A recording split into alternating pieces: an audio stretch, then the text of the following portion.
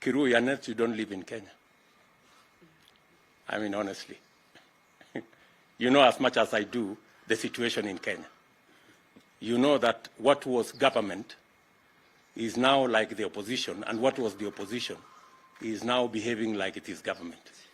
It is that confusion that has visited on the people of Kenya an accountability problem, because there are no more clear lines between the people in the opposition and the people in government, because greedy people who are supposed to be discharging their responsibility on the other side of government, because of greed, decided to come and become cartels and barons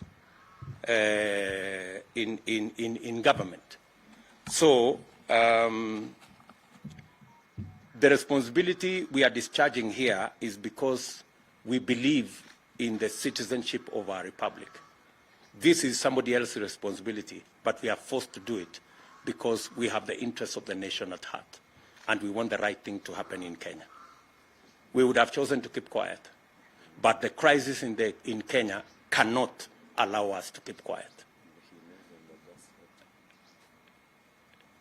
Yes. So the President has signed a supplementary appropriation bill out of which 34.4 billion to be released to oil markets. Does this address your fears? You know, we are locking the stable when the horse has already bolted.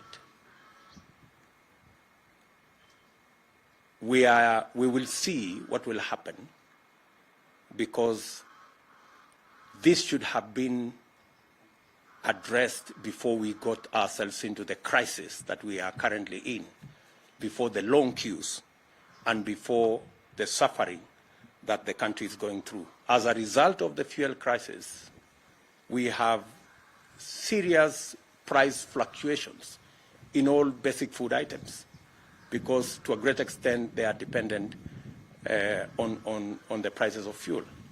So as we go around this, just you may want to know that that supplementary estimate was brought just last week. You know, the fuel crisis has been long in coming, and you actually don't need the supplementary estimate to be able to deal with this. There was already money in the Petroleum Development Fund. Where did that money go?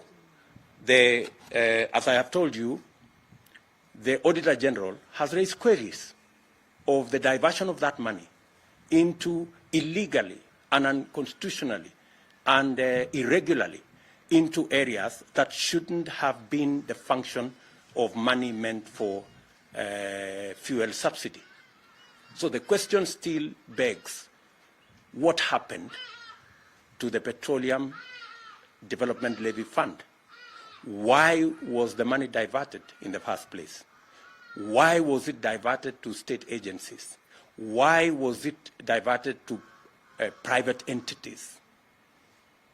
By the time the Auditor General is raising questions, it tells you there are millions of questions on matters to do with conflict of interest, corruption, and possibly what we have always said, state capture.